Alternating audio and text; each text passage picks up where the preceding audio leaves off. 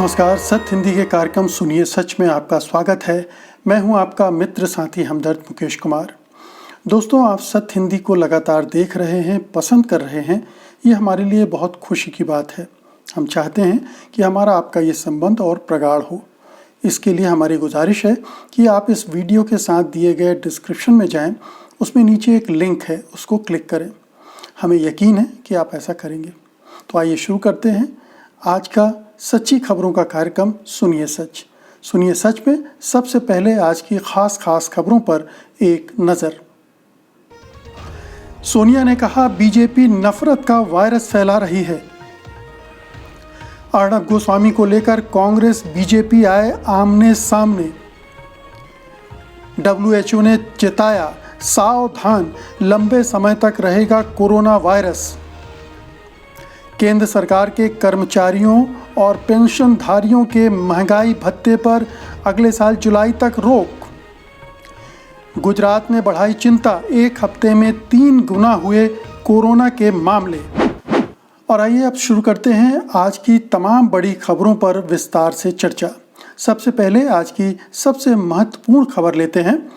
Corona महामारी पर सांप्रदायिक नफरत फैलाए जाने की खबरों के बीच पहली बार कांग्रेस अध्यक्ष सोनिया गांधी ने बीजेपी सरकार को निशाने पर लिया है। वीडियो कॉन्फ्रेंसिंग के जरिए हुई कांग्रेस कार्य समिति की बैठक में सोनिया गांधी ने कहा कि जब सब मिलकर कोरोना से जंग लड़ रहे हैं तो बीजेपी महामारी के वक्त भी सांप्रदायिक सौहार्द बिगाड़ने और नफरत का वायरस फैलाने में लगी हुई है। इसके अलावा उन्होंने कोरोना वायरस से लड़ाई में सरकार के रवैये पर भी निशाना साधा। उन्होंने कहा कि सरकार को बिल्कुल भी नहीं पता है कि 3 मई के बाद उसे क्या करना है। सोनिया गांधी ने यह भी कहा है कि लॉकडाउन के पहले चरण में ही 12 करोड़ लोगों की नौकरियां चली गई हैं और ऐसे में 7,500 रुपये प्रत्येक परिवार को सहायता राशि के तौर पर दिए जाने चाहिए। सोनिया गांधी ने यह भी कहा कि वो लगातार सुझाव पर सुझाव दे रही हैं केंद्र सरकार को, लेकिन उन पर काम नहीं हो रहा है, उन पर आधे अधूरे ढंग से विचार हो रहा है। तो उनको ये भी शिकायत है कि सरकार विपक्षी दलों को इग्नोर कर रही है, अनदेखा कर रही है। कांग्रेस जो मुख्य विपक्षी दल है उसको विश्वास में नहीं ले रही है और इस कोरोना से खिलाफ जो लड़ाई लड़ी जा रही है उसमें वो सभी दलों को साथ लेने के बजाय एकला चलो के मार्ग पर चल रही है। तो कांग्रेस को बहुत सारी शिकायतें हैं, लेकिन सबसे बड़ी शिकायत यही है कि इस महामारी के दौरान भी लगातार आप देखिए एक बाद घटनाओं में पूरा रंग सांप्रदायिक चढ़ाया जा रहा है, चाहे वो तबलीगी जमात का मामला रहा हो और फिर पालघर के मामले को जिस तरह से सांप्रदायिक रंग देने की कोशिश की गई, वो तमाम चीज़ें सोनिया गांधी ने उसकी तरफ इशारा किया है। सोनिया गांधी के अलावा मनमोहन सिंह ने भी इस कार्य समिति की बैठक में अपनी बात रखी है और उन्होंने कहा है कि जो उद्योग धंधे हैं उनको सपोर्ट किया जाना चाहिए, एक, और दूसरा ये कि केंद्र और राज्यों को दोनों को मिलकर काम करना चाहिए। अभी जो भी जितनी भी चीज़ें समझ में आ रही हैं उससे साफ लग रहा है कि केंद्र और राज्य के बीच में कोई समन्वय नहीं बन पा रहा है, उनके बीच में लगातार टकराव हो रहा है। ख़ास तौर से जो गैर कांग्रेसी सरकारें हैं, गैर भाजपाई सरकारें हैं, उनके साथ केंद्र सरकार का टकराव चल रहा है। पश्चिम बंगाल लगातार उलझा हुआ है केंद्र सरकार से। केरल सरकार भी बहुत बचकर चल रही, फिर भी उसके साथ उसकी भिड़ंत होती रहती है। तो कई राज्यों के साथ ये तालमेल केंद्र सरकार नहीं बना पा रही क्योंकि वो अपनी चलाने की कोशिश कर रही है, जबकि कुछ राज्य सरकारें बहुत अच्छा काम कर रही हैं, उनसे सबक सीख सकती थी। तो कुल मिलाकर कार्य समिति ने एक तरह से अपनी उपस्थिति दर्ज कराने की कोशिश की है कांग्रेस ने, लेकिन ये अगर इसको क्रिटिकली नज़रिए से देखा जाए तो ये केवल ज़ुबानी जमा खर्च तक कांग्रेस सिमट कर रह गई है। कार्य समिति की बैठक और इसी तरह की कुछ बैठकों के जो नतीजे होते हैं वो हवा में आ जाते हैं या कभी ट्वीट के ज़रिए, लेकिन ठोस कोई कांग्रेस भी अपने तरफ से कार्यक्रम नहीं दे पा रही है अपने कार्यकर्ताओं को, अपने संगठन को, और ये एक बहुत बड़ी कमज़ोरी उभर के सामने आ रही है मुख्य विपक्षी दल की। उस मामले में कांग्रेस नेतृत्व पूरी तरह से फेल साबित हो रहा है और ये कार्य समिति की बैठक भी ऐसा लगता है कि एक खाना पूरी की तरह संपन्न हो गई है। और आइए अब अगली खबर का रुख करते हैं। टीवी एंकर अर्नब गोस्वामी द्वारा कांग्रेस अध्यक्ष सोनिया गांधी के बारे में अशोभनीय टिप्पणियों का मामला तूल पकड़ता जा रहा है। इस मुद्दे पर कांग्रेस और बीजेपी आमने सामने आ गई हैं और दोनों एक दूसरे पर आरोप भी लगा रही हैं। माफ़ी मांगने की बातें भी दोनों कर रही हैं।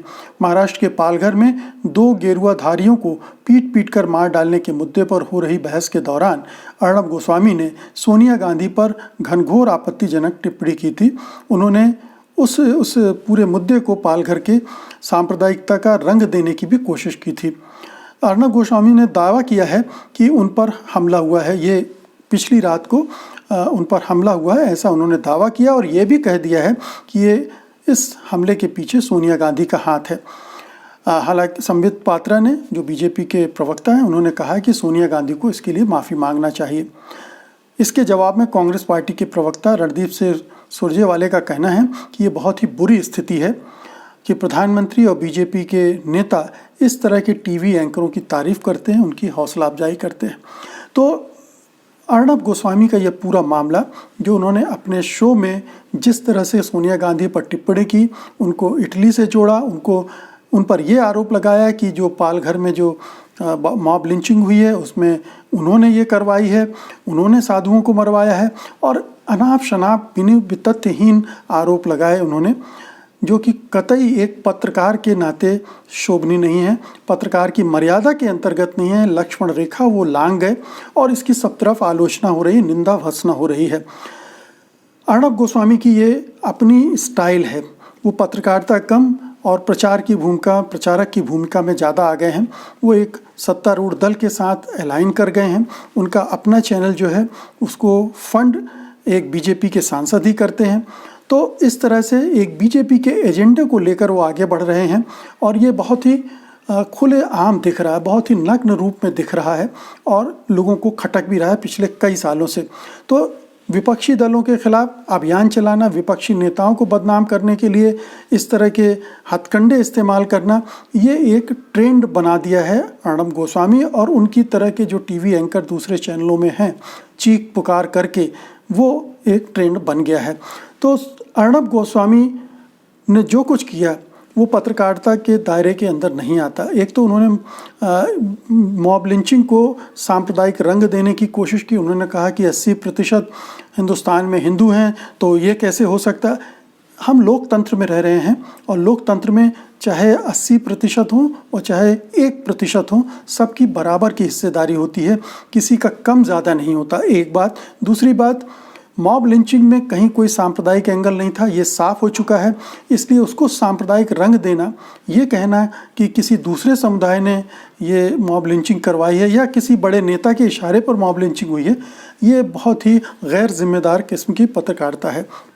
फिर उन्होंने ये जो सोनिया गांधी पर हमले का आरोप लगा दिया, ये तो बहुत ही हास्यास्पद किस्म का है। एक तो हमला जैसा कुछ हुआ भी नहीं था जिसको उन्होंने हमले का रूप दिया और फिर उसका सीधा दोष मढ़ दिया सोनिया गांधी पर। तो ऐसा लगता है कि वो सुर्खियां बटोरने के भूखे हैं, टीआरपी के भूखे हैं और जिस ढंग से एक पार्टी का खेल खेल रहे हैं वो बड़ा ही विचित्र है और साफ साफ कहा जाए तो ये पत्रकारिता नहीं है, कुछ और है। इसलिए इस विवाद को हम इसी नज़रिए से देखकर इस पर रिएक्ट करना चाहेंगे, इसको इसी तरह से इसका विश्लेषण करना चाहेंगे कि ये पत्रकारिता नहीं, ये राजनीति का काम है। एक राजनीतिक एजेंडे के तहत वो जो कुछ बोल रहे थे उसको उसी दायरे में रखकर देखा और परखा जाना चाहिए। और आइए अब आज की तीसरी बड़ी खबर का रुख करते हैं, लेकिन मैं आपसे निवेदन करता चलूँगा कि आप अपनी प्रतिक्रियाएं कमेंट बॉक्स में ज़रूर दर्ज कराते रहें। अगली खबर है, विश्व स्वास्थ्य संगठन यानी WHO ने आगाह किया है कि कोरोना वायरस जल्दी खत्म नहीं होगा और ये काफ़ी लंबे समय तक बना रहेगा। उसने चेताया है कि अधिकतर देश इस वायरस के खिलाफ लड़ाई के शुरुआती दौर में हैं और अभी पाबंदियों में ढील देना कोई समाधान नहीं है। WHO प्रमुख टेड्रोस अधनोम ने प्रेस कॉन्फ्रेंस में कहा कि वो पहले भी इस बारे में कह चुके हैं कि इस तथाकथित लॉकडाउन की पाबंदी में ढील देने पर फिर से विचार करें। उन्होंने कहा, मैं फिर से जोर देना चाहता हूं कि किसी भी देश में पाबंदी में ढील देने से ये महामारी खत्म नहीं हो जाएगी। तो बहुत सारे देश जो जहां लॉकडाउन है वो धीरे धीरे ढील देने की तरफ आगे बढ़ रहे हैं, लेकिन सबसे ज़्यादा जोर अमेरिका में डोनाल्ड ट्रंप का है कि कैसे भी अब लॉकडाउन को हटाया जाए, बाज़ार को खोला जाए, और वो इस मामले में बहुत डेस्परेट दिख रहे हैं, बहुत जल्दबाजी कर रहे हैं। उन्होंने ऐलान कर दिया कि 20 राज्यों को 1-2 दिन में खोल दिया जाएगा, बल्कि वहाँ जो प्रोटेस्टर्स हैं कि खोल दिया जाए, खोलने के समर्थन में प्रोटेस्ट कर रहे हैं, उनको भी ट्रंप भड़काने का काम कर रहे हैं। वो एक रिपब्लिकन पार्टी के नेता की तरह बिहेव कर रहे हैं बजाय अमेरिका के प्रेसिडेंट के। और जाहिर है कि उनकी नज़र नवंबर में होने वाले प्रेसिडेंशियल इलेक्शन पर लगी हुई है, इसलिए वो तमाम तरह के जोखिम उठाकर अपनी चलाने की कोशिश कर रहे हैं, दबाव बना रहे हैं जो दूसरी पार्टी के गवर्नर हैं विभिन्न राज्यों में, उन पर प्रदर्शनों के ज़रिए। तो जो WHO के प्रमुख हैं, उन्होंने उसी तरफ इशारा किया है दरअसल कि इस तरह की हड़बड़ी ना करें, क्योंकि वैसे भी अमेरिका में बड़ी तेज़ी से ये फैल रहा है। बहुत सारे राज्यों में लगातार उसमें संक्रमण में बढ़ोतरी हो रही है, मरने वालों की तादाद में लगातार बढ़ोतरी हो रही है, और ऐसा अभी कहीं से नहीं लग रहा है कि अमेरिकी सरकार ने और या वहाँ के राज्यों ने उस पर नियंत्रण पा लिया है। न्यूयॉर्क में थोड़ा सा कमी आई है, लेकिन अभी कह नहीं सकते, वो पलट के फिर आ सकता है। न्यूयॉर्क के गवर्नर ने भी यही कहा है। तो ये इन चीज़ों पर गौर किया जाना चाहिए। WHO जो कुछ कह रहा है उसका अपना अध्ययन है, उसकी पूरी टीम है, उसके बेसिस पर वो कह रहा है, और अगर कोई देश उसकी सलाह को अनदेखा करके लॉकडाउन को कमज़ोर करते हैं, ढील देते हैं, तो उसके नतीजे बहुत विस्फोटक हो सकते हैं। हमें भी हिंदुस्तान में भी इसका ध्यान रखना चाहिए। इसीलिए हमारे यहाँ लॉकडाउन का पीरियड बढ़ाया गया है, लेकिन 3 मई के बाद क्या होगा ये भी अभी देखने की बात होगी, क्योंकि कहा जा रहा है कि अब आने वाले दिनों में इसका प्रकोप और बढ़ेगा। इसका मतलब है कि हो सकता है कि लॉकडाउन बढ़ाना पड़े। अगर बढ़ाना पड़े तो केंद्र सरकार को इसमें बहुत सोचना नहीं चाहिए, क्योंकि अगर कोरोना वायरस का संक्रमण बढ़ा तो नई चुनौतियां आएंगी और वो अर्थव्यवस्था को फिर भी बहुत तरीके से परेशान करेंगी, उसके लिए परेशानियां खड़ी करेंगी। अगली खबर का रुख करते हैं। केंद्र सरकार ने केंद्रीय कर्मचारियों के महंगाई भत्ते DA पर तत्काल प्रभाव से रोक लगा दी है।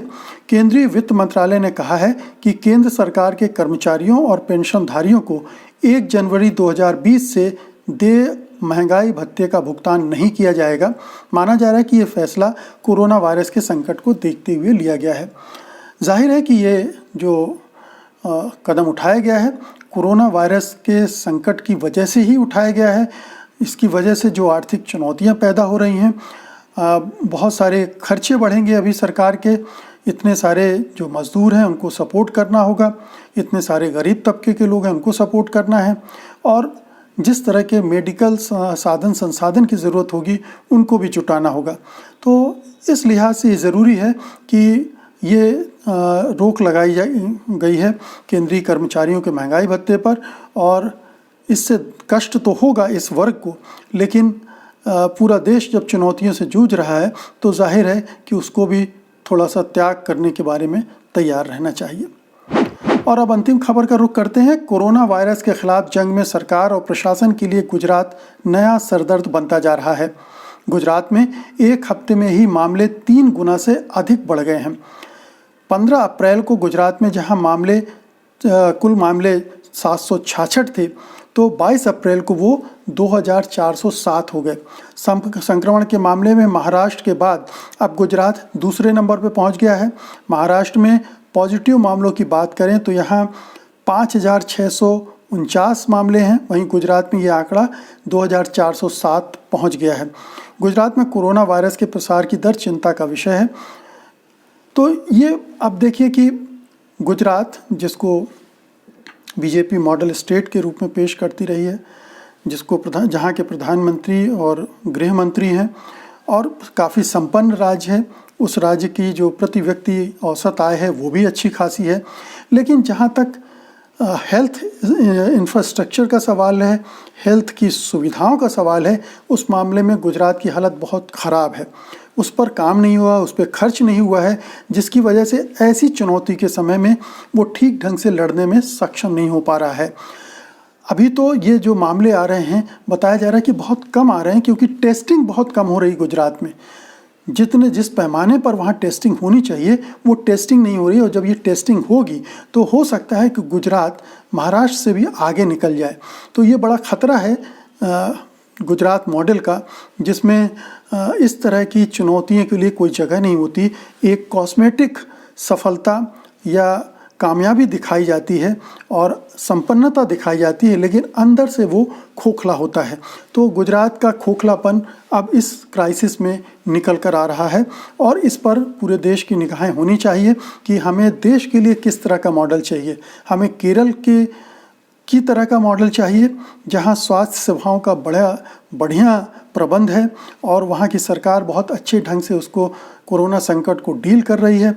न केवल स्वास्थ्य सेवाओं का मामला है, बल्कि जो आम लोग प्रभावित हो रहे हैं लॉकडाउन से, बंदी से, उनकी भी मदद कर रही है। तो एक तरफ केरल राज्य को आप रख कर देखें और दूसरी तरफ गुजरात को देखें। केरल ने न केवल अपने संकट को सही समय पर कंट्रोल किया, बल्कि धीरे धीरे कम करते हुए अब ऐसा लग रहा है कि वहाँ बहुत कम रफ्तार से संक्रमण फैल रहा है और वो धीरे धीरे ख़त्म भी कर सकती है। गुजरात में इसके ठीक उल्टा हो रहा है। गुजरात में लगातार ये समस्या बढ़ती जा रही है और अब ये क्या मोड़ लेगी, इसके क्या आने वाले दिनों में क्या इसके परकशंस होंगे, क्या परिणाम होंगे, ये हमारे लिए चिंता का विषय होना चाहिए। तो मित्रों, ये थी आज की 5 बड़ी खबरें, आज की सच्ची खबरें। सुनिए सच में। और कल हम फिर हाजिर होंगे कल की सच्ची खबरों के साथ। सुनिए सच में। उम्मीद है कि कल भी आप हमारे साथ होंगे, लेकिन फिलहाल मुझे अनुमति दीजिए। नमस्कार, शुक्रिया, धन्यवाद। सत्य हिंदी के और वीडियोस को देखने के लिए हमारे YouTube चैनल को सब्सक्राइब करें और सीधे नोटिफिकेशन पाने के लिए बेल आइकन दबाएं।